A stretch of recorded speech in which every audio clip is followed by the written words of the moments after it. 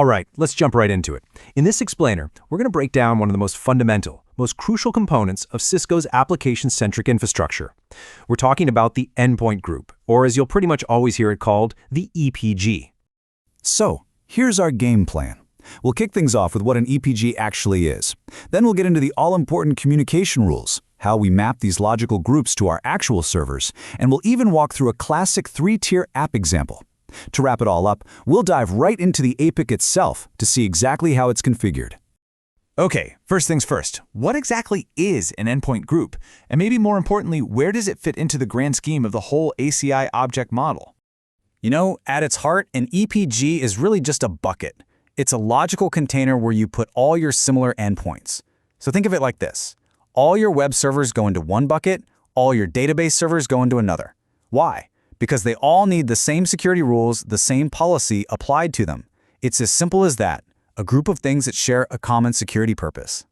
And this image here really lays out the whole hierarchy perfectly. You can see how EPGs don't just float around in space, they're organized into what's called an application profile. Now, every EPG has to belong to one and only one bridge domain. That's its layer 2 world. But here's the kicker, and this is super important.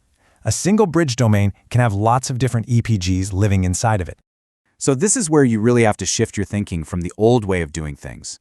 In a traditional network, right, a VLAN was, well, it was everything. It was your broadcast domain, your layer 2 boundary, and your security boundary all rolled into one. ACI just blows that concept up. It says, nope, let's decouple those. The bridge domain, that is just for layer 2 forwarding. The EPG, that is your new security boundary, your policy enforcement point. And that separation is what gives you such incredibly granular control. Okay, so now that we know what an EPG is, let's talk about the rules of engagement. How does this new model actually change the way our servers are allowed to talk to each other? Okay, this is probably the most important thing to get right. It's super simple, but so powerful. If two servers are in the same EPG, they can talk all day long. No problem, communication is wide open. But the second you try to send traffic from one EPG to a different EPG, bam, denied. It is blocked by default. The only way to open that path is to explicitly allow it with a policy.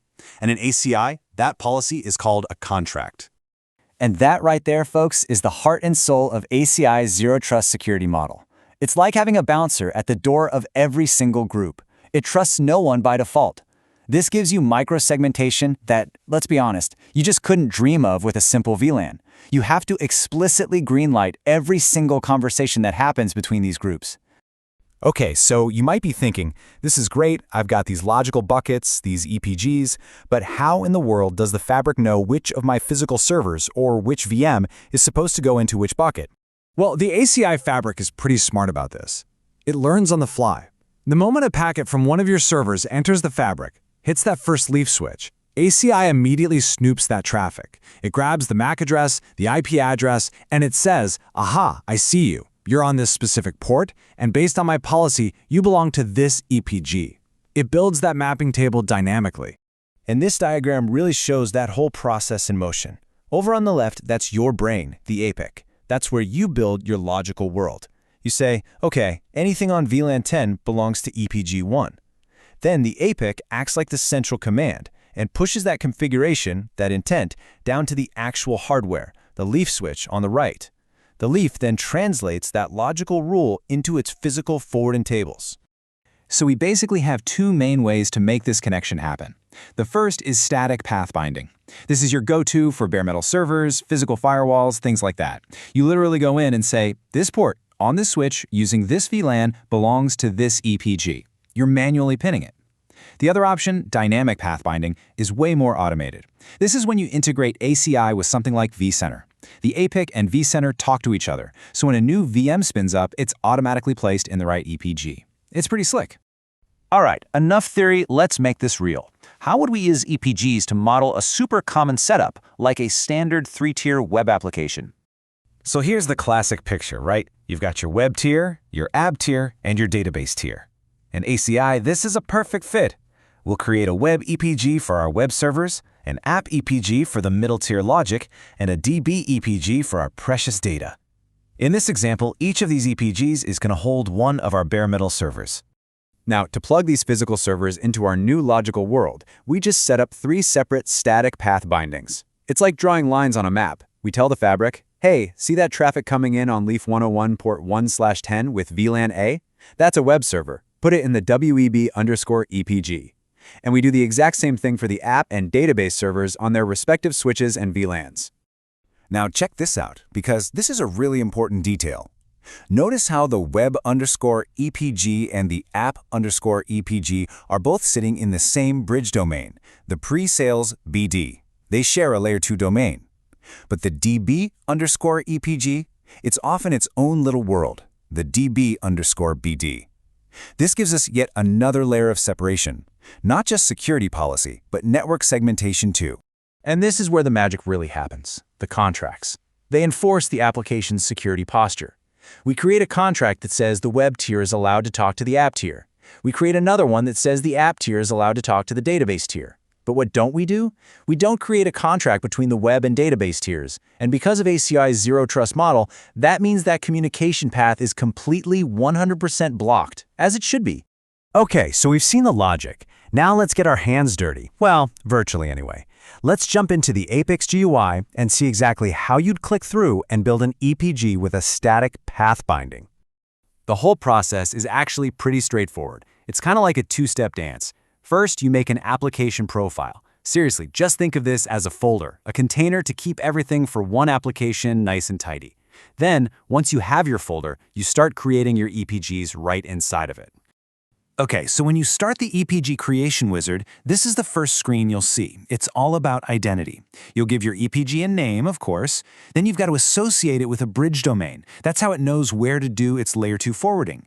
And the really critical part for this example is to make sure you check that little box for statically link with leaves/paths. That's what opens up the next set of options for us. Now, I want to call out this one setting here, intra-EPG isolation. This thing is deceptively powerful. By default, it's unenforced, which means, as we said, everything inside the EPG can talk to each other. But if you flip that switch to enforced, now even 2 servers in the exact same EPG are completely isolated from each other. Think about that. That's amazing for a hosting environment where you want multiple customers to share a service, but never ever be able to see each other's traffic. All right, so once we've given our EPG its identity, the very next step is to tell it where to live in the physical world. This is where we create that all-important static path binding. And on this screen, you really just need to fill in 3 key pieces of info. First up, the path. This is the exact physical port on a specific leaf switch. Think pod 1, node 101, interface Ethernet 1/10. Super specific. Second, the mode. For most server connections, this is going to be trunk because the traffic will have a VLAN tag. And third, port encap. This is where you punch in the actual VLAN ID, like VLAN 701 in this example. That's the glue that ties the VLAN tag to this EPG on this specific port. So, let's just pull back for a second and think about the big picture here. The most crucial thing to take away from all this is that EPGs represent a massive shift. We're moving away from tying security policy to a network construct like a VLAN, and instead, we're anchoring security directly to the application itself. And that opens up a whole new world of possibilities for building truly secure, incredibly agile data centers.